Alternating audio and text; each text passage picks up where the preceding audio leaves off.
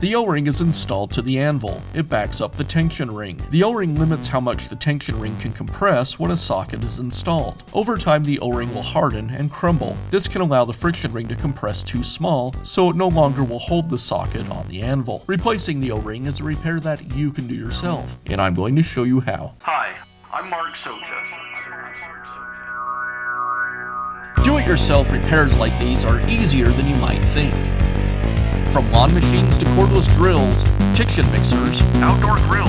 our how-to videos walk you through each repair from start to finish. So doing it yourself means never having to do it alone. Let's get started. I'll begin by removing the friction ring from the anvil. I'll use a pair of retaining ring pliers to expand the friction ring so I can remove it.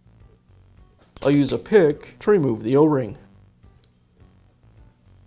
Now I can install the new O-ring. I'll slide it over the end of the anvil.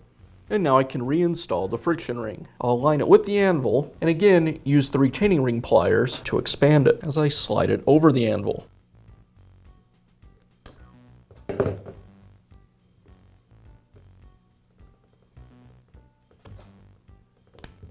And that's how easy it is to install the O-ring on your impact wrench. Be sure to check back often for new videos and expert advice. If you found this video helpful, give us a thumbs up. And leave a comment.